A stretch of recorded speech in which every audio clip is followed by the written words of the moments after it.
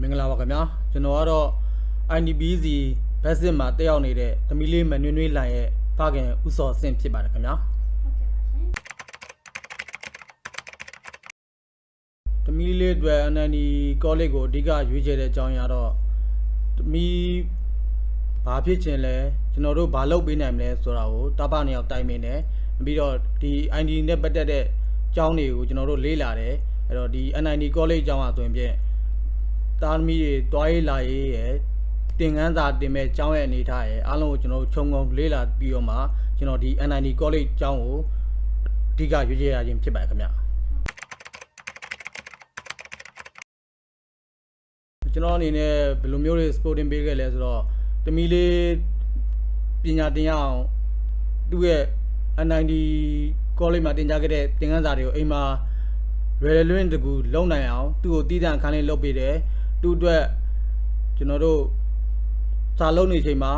သမီးဘာလိုအပ်လဲတိတ်တိတ်ဆိတ်ဆိတ်နေပေးတယ်သူ့အတွက်သူ့ရဲ့ပညာရေးလုံးဆောင်ချက်တွေကိုအဓိကအလေးထားပြီးလုပ်နေအောင်ကျွန်တော်တို့ဘက်ကအဓိကထားပြီးတော့ sporting တွေလုပ်ပေးပါတယ်ခင်ဗျ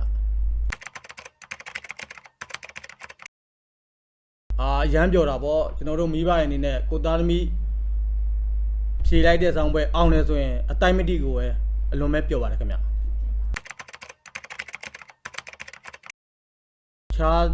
မိဘတွေကိုကျွန်တော်ပြောချင်တာတော့သားသမီးတွေကို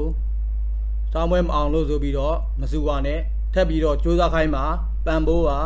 သူတို့ရဲ့အကြီးချင်းဟာဒီတက်မကတိုးတက်လာမှာပါသားသမီးတွေစိတ်ပြတ်မသွားအောင်လို့မိဘတွေနဲ့အထူးပဲပံပိုးပြီးတော့အားပေးပါလို့အကြံပြုချင်ပါတယ်ခင်ဗျကျွန်တော်နောက်ဆုံးအနေနဲ့ပြောချင်တော့ဒီ NND college မှာရှိတဲ့ဆရာမနဲ့ဝန်ထမ်းအားလုံးကိုကျွန်တော်တို့အထူးပဲကျေးဇူးတင်ပါတယ်ကျွန်တော်တို့မိဘအနေနဲ့တာသမီရဲ့ရှေးကိုအဓိကပြုစုပြောတောင်းကူညီပေးတာဒီ NND college မှာရှိတဲ့ဆရာမတွေဝန်ထမ်းတွေကအားလုံးရဲ့လမ်းညွှန်မှုအောက်မှာရှိလို့မလို့ပဲအခုလိုသမီးလေးထူးချွန်နဲ့အောင်လာဖြစ်တဲ့အတွက်အလွန်ပဲဝမ်းသာပါတယ်ကျေးဇူးလည်းတင်ပါတယ်လို့ပြောချင်ပါတယ်ခင်ဗျာ